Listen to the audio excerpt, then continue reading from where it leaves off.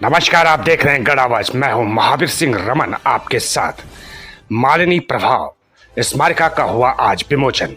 Kotdwar press club के सौजन्य से कोटद्वार के एक हॉल में विमोचन कार्यक्रम आयोजित किया गया, जिसमें प्रेस क्लब के कोटद्वार के सभी पदाधिकारी एवं सदस्यों व विशेष रूप से पत्रिका के संपादक सुभाष चंद्र नौटियाल, अध्यक्ष चंद्रमोहन शुक्ला, चंद्रेश लखेड़ा, दिनेश पाल गोसाई और चंद्रजीत सिंह बिष्ट के संयुक्त रूप से 2024 स्मारिका मालिनी प्रभाव का विमोचन कार्यक्रम आयोजित किया गया।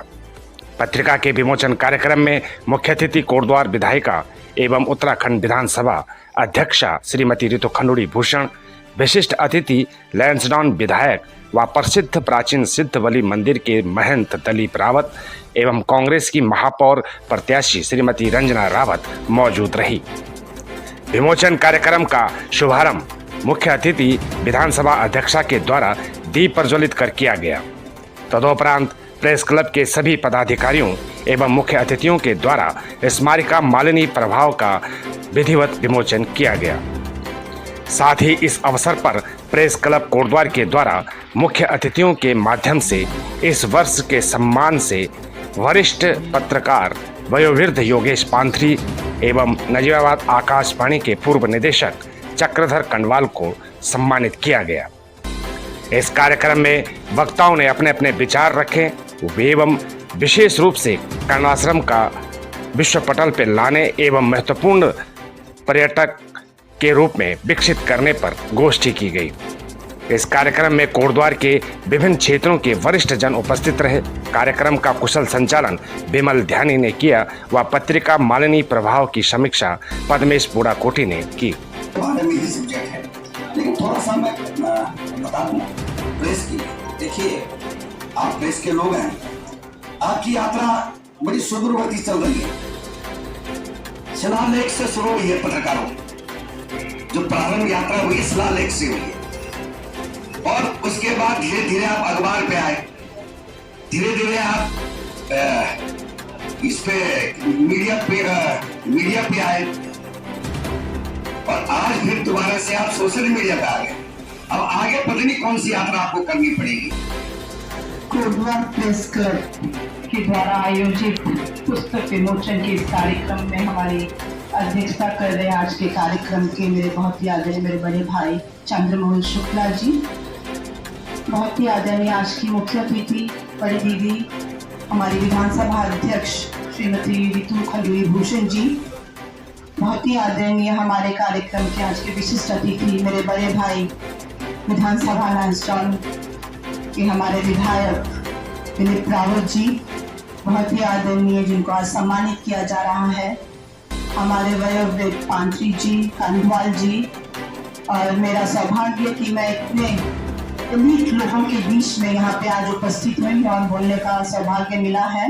ज़्यादा नहीं कहूँगी, ज़्यादा बोलने का भी मेरा शौक नहीं है, लेकिन मैं यही कहना चाहती हूँ कि आज पुस्तक विमोचन के इस कार्यक्रम में अभी हम लोग उपस्थित हुए हैं और बहुत डीपली हम भी पढ़ेंगे, क्योंकि मुझे कहीं ना कहीं खलता है कि जो रीडिंग की जो हॉबी है और ये हम लोग भी और हमारे बच्चे भी इससे दूर होते हुए जा रहे हैं। जब से हमारे हाथ में खिलौना रूपी ये मोबाइल आया है, तो इसके लिए हमको अपने स्कूल्स में भी और ऐसे कार्यक्रम करने चाहिए जिससे कि हमारे जो बच्चे हैं, जो न्यू जनरेशन है, हमारे देश का जो भविष्य है, वो लोग बुक रीडिंग के शौक को लेकर आए।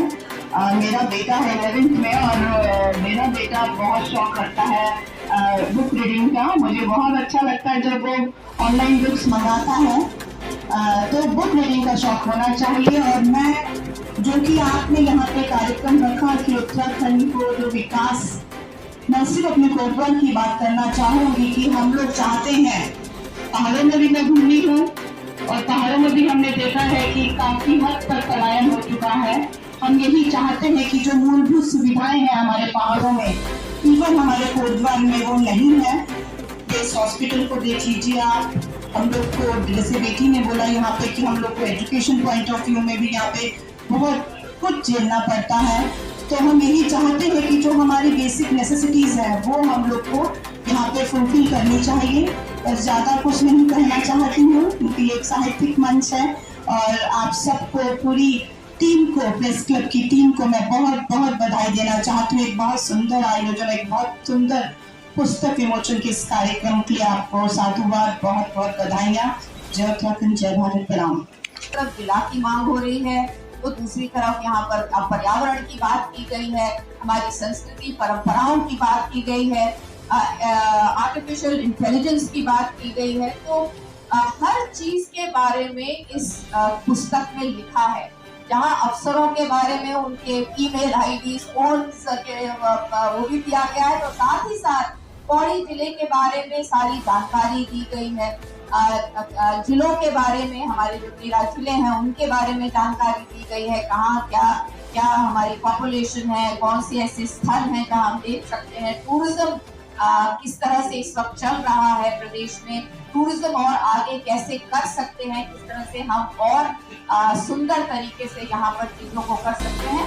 तो इट्स अ वेरी बहुत ही जबरदस्त आपकी ये पत्रिका है। बहुत सारी आपको शुभकामनाएं और मैं पूरा प्रयास करूंगी कि मैं हर एक आर्टिकल को इसको पढ़ूं और अगर कहीं अपने राजनीतिक जीवन में इन सुझावों को, इन सजेशंस को ला पाए तो पूरा प्रयास करूंगी। इसमें एक तो सबसे पहले पत्रकारिता का इतिहास, जो गढ़वाल की पत्रकारिता और उत्तराखंड की पत्रकारिता का जो इतिहास है वो है। दूसरा जो पौड़ी जिले के बारे में, उत्तराखंड के बारे में, इसमें सारी जानकारियाँ समाई हैं। हमारा तीसरा फोकस रहा है उत्तराखंड कर्णाश्रम क्या था, कैसे था, उसके बारे में हमने समाहित किया है। और चौथा हमारी जो महान विभूतियाँ रही हैं, जैसे लीलानंद खड़गपुर जी के बारे में इसमें है। पांचवा हमारा रहा है पर्यावरण और जल संरक्षण। पर्यावरण के बारे में देखें, जल संरक्षण के बारे में देखें और प्रकृति से कैसे आत्महत्या किया जा सकता है और प्रकृति और विकास में क्या है उससे संबंधित इसमें कई लिख सकते हैं। मेरे को लग रहा है जो आज दीदी ने बोला है, माननीय विधानसभा अध्यक्ष ने बोला है, वो बड़ा सार्थक और सारगर्भित होता है कि जब तक स्थानीय व्यक्ति जागरूक नहीं होगा स्वयं के लिए, तब तक उसका विकास नहीं किया जा सकता। ये सार में समझ पाए। हमें आगे बढ़ना है तो दौड़ हमें लगानी है। अगर हम स्वयं नहीं दौड़ेंगे और हम ये बोलेंगे कि हमें कोई दौड़ा दे, तो ये संभव नहीं है। हमारे आज के जो विशेष अतिथि थे महेंद्र दलीप रावत जी ने, उन्होंने यही बोला और मान्य हमारे विधानसभा अध्यक्ष यही बोला। कुल मिला के जो मैं समझ पाया कि हमें सबको मिलकर प्रयास करने होंगे कर्णाश्रम के बारे में, तभी कर्णाश्रम हमारे राष्ट्रपति तो जो लोग पुराने हैं वो जानते हैं कि इस मंत्री आज रहा है। आप पत्रकार भी, साहित्यकार भी और एक शिक्षक के रूप में भी आपकी भूमिका रही। आपने बहुत लंबे समय तक अलकनंदा मासिक पत्रिका का संपादन किया है और यही नहीं, केवल मासिक पत्रिका का संपादन ही नहीं किया है, बल्कि समाज में समय समय पर कई ऐसे समाज हित में आंदोलनों का धार दी है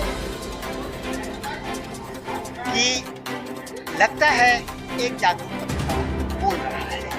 आपने सुना होगा उनको किस प्रकार से उन्होंने अपनी बात रखी है, जब वो 90 पे पहुँचे और इतनी जीवटता उनके अंदर है, चलने फिरने में दिक्कत हो, लेकिन फिर भी वो इस कार्यक्रम में आए। उनका नहीं, मैं आऊँगा।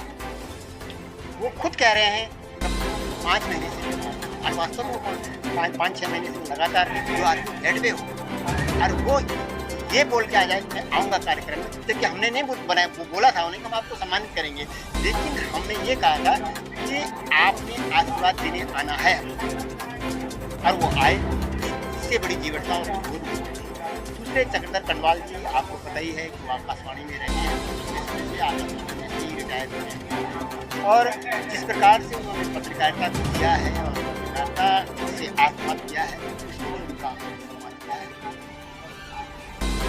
बहुत बहुत धन्यवाद।